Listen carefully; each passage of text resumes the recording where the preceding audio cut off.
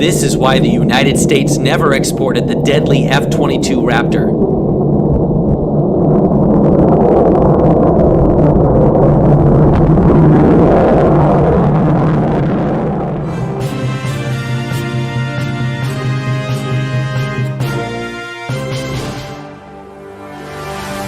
At one time, the U.S. Air Force's now retired F-22 program was the most expensive and most advanced fighter in the world.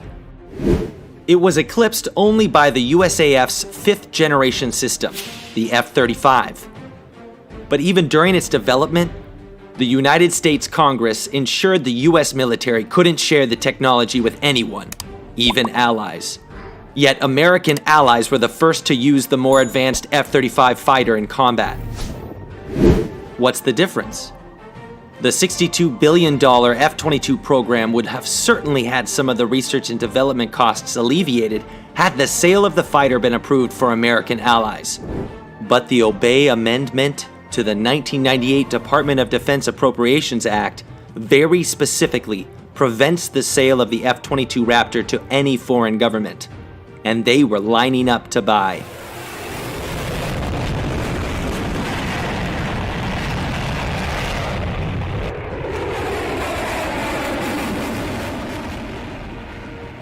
Developing the kind of technology that makes the F-22's radar signature closer to that of a bumblebee would take billions of dollars and untold years to develop independently. Why would a country allied with the United States want to make that kind of military effort when they could just purchase the tech? Well, until they received the F-35, they simply couldn't. Israel wanted the F-22. Japan was very interested in obtaining some F-22s for its self-defense forces. If Japan was able to buy, South Korea would have wanted parity. Then Singapore, then Australia. Even China would have expressed an interest. Despite the passage of time, Japan's neighbors are still worried about the rebirth of militarism in the island nation. And now that China's own air forces are developing advanced stealth fighters of their own, the need for stealth fighters in the hands of and the skies of American allies is more important than ever. And this was true even in the 1990s. But Congressman Dave Obey wasn't having any of it. The congressman worried that the stealth technology on the F-22, which still makes a smaller radar cross-section than even the F-35, would end up in the hands of China or Russia if sold to allies, especially Israel. It seems Congress was worried the Israelis would leak US tech to China, the way American intelligence believes Israel aided China in the development of its J-10 fighter. Since then, the House of Representatives has had a number of debates and discussions about whether or not they should repeal the law. The Department of Defense remains neutral on the subject, but critics of the Obey Amendment argue that critical American industries would stand to benefit from parts and continued production of the F-22.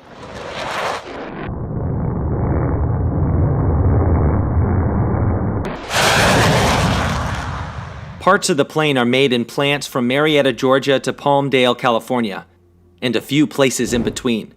American manufacturing centers have had to sink the costs of research and development, as well as advanced manufacturing techniques since the production of the fighter ended.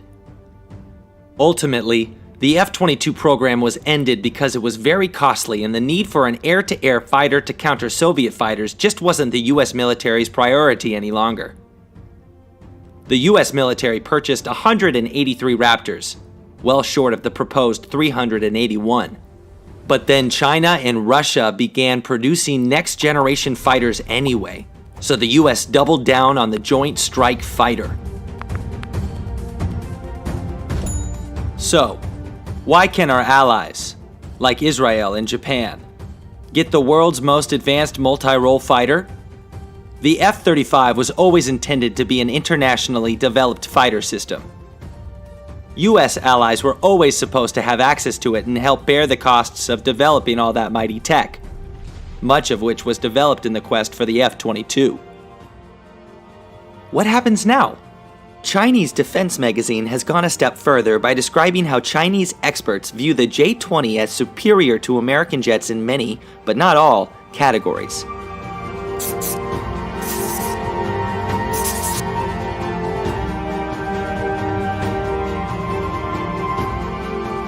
while a gap remains in some respects between the J-22 and the F-22 and F-35, each has their pros and cons.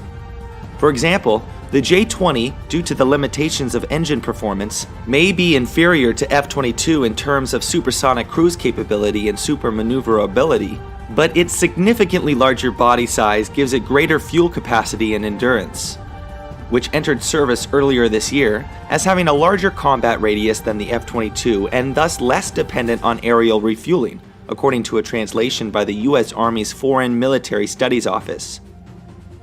And because the J-20 is a newer platform than the F-22, which first took flight in 1997, its electronics, situational awareness, and data networking are better and closer to the capabilities of the newer F-35. Thank you.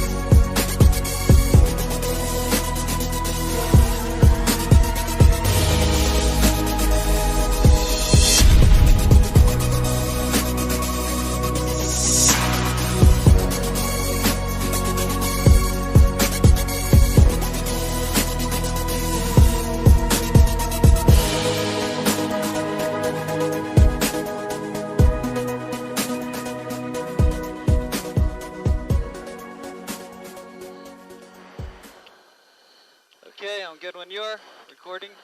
Okay, we're ready. 3, 2, 1, action.